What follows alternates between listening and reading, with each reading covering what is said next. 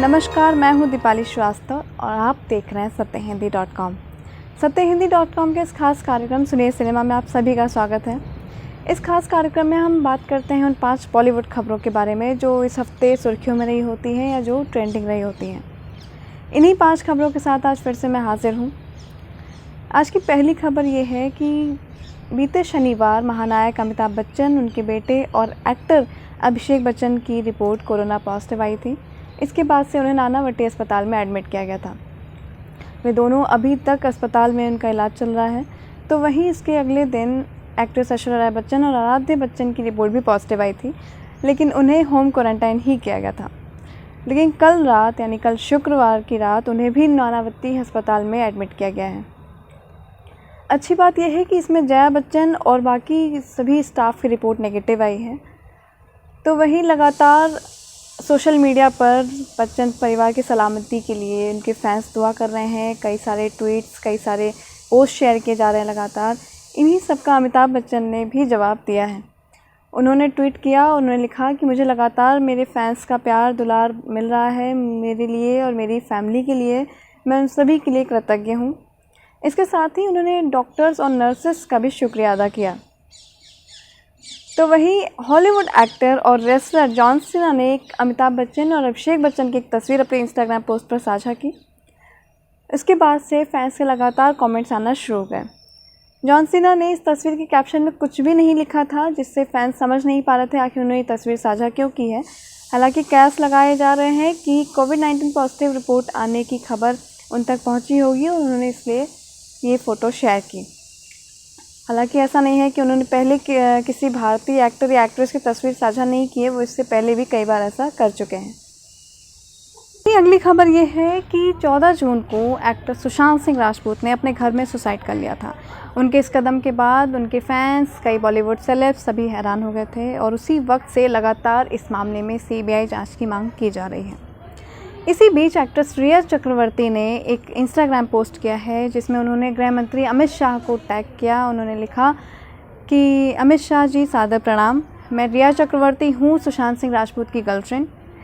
मुझे सरकार पर पूरा भरोसा है, लेकिन मैं न्याय के प्रति चाहती हूँ कि इस मामले में सीबीआई जांच हो और मैं जानना चाहती हूँ कि आखिर किसके दबाव में आके सुशांत ने ऐसा कदम उठाया।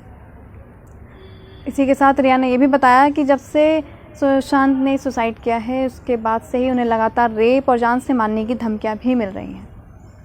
तो वहीं दूसरी तरफ महाराष्ट्र के गृह मंत्री अनिल देशमुख ने कहा कि इस मामले में सीबीआई जांच की कोई ज़रूरत नहीं है। मुंबई पुलिस लगातार इसकी जांच कर रही है और वो सक्षम है कि वो इस मामले के हर पहलू पर जांच करेगी। उन्होंने कहा कि प्रोफेशनली राइवलरी के साथ ही वो अन्य एंगल पर भी जाँच कर रही है, जिससे उन्हें नहीं लगता कि इस मामले में सीबीआई जाँच की ज़रूरत है। इसी मामले में बीजेपी एमपी और एक्ट्रेस रूपा गांगुली ने अभी हाल ही में एक ट्विटर पर पोस्ट शेयर किया जिसमें उन्होंने एक तस्वीर साझा की जिसमें कपिल शर्मा और करण जौहर के बीच सुशांत सिंह राजपूत बैठे हुए नजर आ रहे हैं। उन्होंने इस पर लिखा कि पीएम मोदी के शपथ ग्रहण समारोह में सुशांत सिंह राजपूत शामिल हुए थे, जिससे सोशल मीडिया पे काफ़ी प्रतिक्रियाएँ मिल रही हैं। फैंस ने इसे कई बार शेयर किया और लगातार इस पर कॉमेंट्स और ट्वीट्स आ रहे हैं। अब आगे इस मामले में सीबीआई जांच होगी नहीं होगी ये अभी नहीं पता चल पा रहा है, क्योंकि कई लोग सीबीआई जांच के पक्ष में हैं तो कई लोगों को लगता है इसमें सीबीआई जांच नहीं होनी चाहिए। आगे जैसा भी होगा हम आपको ज़रूर बताएंगे।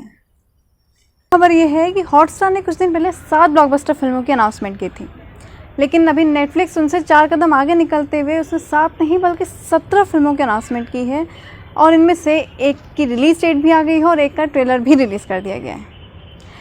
Film Gunjan Saxena the Kargil girl की रिलीज़ डेट आई है जो कि 12 अगस्त 2020 है, इंडिपेंडेंस डे के 3 दिन पहले। इसमें गुंजन सक्सेना का किरदार जानवी कपूर निभा रही हैं। उनके साथ लीड रोल में पंकज त्रिपाठी और अंगद बेदी भी नजर आएंगे। तो वहीं फिल्म रात अकेली है जिसमें लीड रोल में राधिका आप्टे और नवाजुद्दीन सिद्दीकी नज़र आने वाले हैं। इसका ट्रेलर आज रिलीज़ किया गया है। और भी कई फिल्मों के ट्रेलर, उनकी रिलीज़ डेट भी हमें जल्द ही नेटफ्लिक्स के थ्रू पता चल जाएगी। वेडनेसडे को नेटफ्लिक्स की तरफ से एक ट्विटर ट्रेंड चलाया गया था, उसका हैशटैग था कम ऑन नेटफ्लिक्स, जिसमें कई सेलेब्स ने छोटी छोटी वीडियो शेयर करके ये कहा था कि नेटफ्लिक्स बहुत हो गया, अब हमें बता देना चाहिए हम कब तक छिपाएंगे।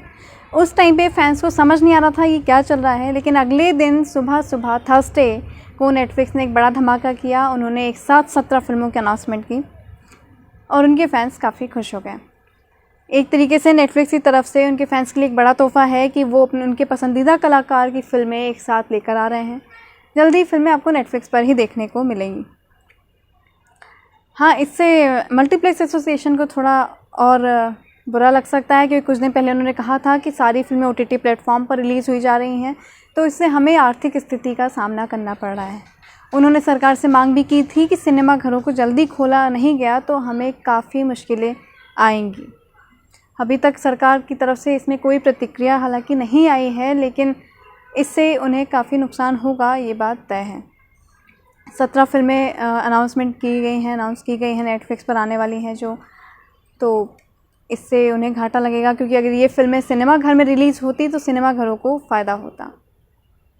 अगली खबर हमारी ये है कि उत्तर प्रदेश के पूर्व CM और समाजवादी पार्टी के संरक्षक मुलायम सिंह यादव के ऊपर भी फिल्म बनने जा रही है, जिसकी रिलीज़ डेट भी आ गई है, जो 2 अक्टूबर 2020 को रिलीज़ होगी। इस फिल्म का कल ही ट्रेलर रिलीज़ किया गया है, जिसमें दिखाया जा रहा है कि कैसे एक लड़का जो कुश्ती लड़ता है वो राजनीति में आता है, अपने उसूलों, अपने विचारों से लोगों को प्रभावित करता है और लोग उसे राजनीति में मौका देते हैं। कैसे वो सियासी कमान संभालता है और फिर CM भी बन जाते हैं। कई पहलुओं को दिखाया गया है और भी कई पहलू दिखाए जाएंगे, ये फिल्म रिलीज़ होने के बाद पता चलेगा। एक और पॉलिटिकल बायोपिक, इसके पहले भी कई फिल्में आ चुकी हैं जो पॉलिटिकल बायोपिक थी। जैसे पिछले साल प्राइम मिनिस्टर नरेंद्र मोदी पर फिल्म बनी थी जिसमें विवेक ओबरॉय लीड रोल में थे। तो उसके पहले डॉक्टर मनमोहन सिंह पर फिल्म बनी थी जिसमें अक्षय खन्ना और अनुपम खेर लीड रोल में थे। तो वहीं अभी आने वाली फिल्म है जयललिता, तमिलनाडु की पूर्व CM और अभिनेत्री रही जयललिता पर भी फिल्म रिलीज़ होने वाली है, जिसमें कंगना रनौत लीड रोल में आने वाली है। इस फिल्म का अभी तक कुछ ऐसा आया नहीं है कि कब रिलीज़ होगी, कब इसका क्या होगा, लेकिन ये आएगी, ऐसा सुर्खियों में है। एक और पॉलिटिकल एजेंडा फिल्म आ रही है। दिलचस्प होगा कि इसमें किन पहलुओं को दिखाया जाएगा, किन्हें छिपाया जाएगा, क्योंकि आजकल ये भी ट्रेंड हो गया है। जैसे किसी भी सत्य घटना को लेकर बॉलीवुड में फिल्में बनने लगती हैं तुरंत, जैसे उरी, सर्जिकल स्ट्राइक, कहीं कुछ। तो वैसे ही अब ये हो गया है कि किसी भी व्यक्ति विशेष को लेकर जो राजनीति से जुड़ा हुआ है उसके ऊपर भी फिल्म बनाने का एक नया ट्रेंड चालू हो गया है। खैर, मुलायम सिंह यादव पर ये फिल्म आ रही है जिसको उनके कुछ फैंस काफ़ी खुश हैं इसको लेकर। कई लोगों ने इसको शेयर किया ट्विटर पर, इंस्टाग्राम पर। इसका ट्रेलर आया तो काफ़ी ट्रेंड भी कर रहा था ये कल ट्विटर पर। 2 अक्टूबर को फिल्म रिलीज़ होगी, देखना दिलचस्प होगा कि इसमें क्या खास रहेगा। तो आगे बढ़ते हैं, अगली खबर है नेपोटिज्म पर। नेपोटिज्म बॉलीवुड का एक ऐसा मुद्दा बन गया है कि आजकल हर कोई इस पर बात करने को तैयार है, बहस करने को तैयार है।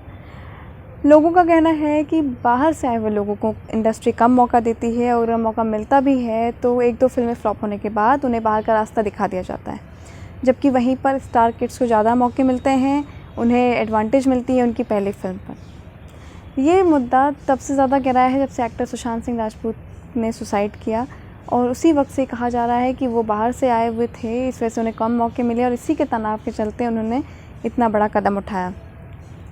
इन सब के बीच डायरेक्टर R बाल्की ने भी अपनी बात रखी है इस मुद्दे पर। उन्होंने कहा कि मैं मानता हूँ कि स्टार किड्स को एडवांटेज मिलती है, लेकिन इस बात से नकारा नहीं जा सकता कि इस स्टार किड्स में भी कई लोग बेहद टैलेंटेड होते हैं। उन्होंने कहा, मैं एक साधारण सा सवाल करूँगा, अगर आप मुझे एक्टर रणबीर कपूर और एक्ट्रेस आलिया भट्ट से बेहतर कोई लाकर दे दे तो मैं इस मुद्दे पर आपसे बहस करने को तैयार हूँ। उन्होंने ये भी कहा कि इस बात को समझिए कि दर्शकों को वही लोग पसंद आते हैं जो बेहद टैलेंटेड होते हैं। दर्शक उन लोगों को पसंद नहीं करते जिनके अंदर टैलेंट नहीं होता है। नेपोटिज्म मुद्दा ये शायद तब तक चलता रहेगा जब तक इंडस्ट्री रहेगी, क्योंकि हर दिन कोई ना कोई इस पर बात करने को रेडी है। तो वहीं इस बात से भी नकारा नहीं जा सकता कि वाकई में लोग उन्हीं को पसंद करते हैं जिनके अंदर टैलेंट होता है, क्योंकि हम फिल्मों को भी उन एक्टर एक्ट्रेस की एक्टिंग के बल पर जज करते हैं। खैर, ये मुद्दा कब तक चलेगा ये कुछ नहीं कहा जा सकता, लेकिन बता दें कि डायरेक्टर R बाल्की ने फिल्म शमिता, पैडमैन और चीनी गम जैसी फिल्मों का निर्देशन किया है, और वो कई बार इन मुद्दों पर अपनी राय रखते हुए आए हैं।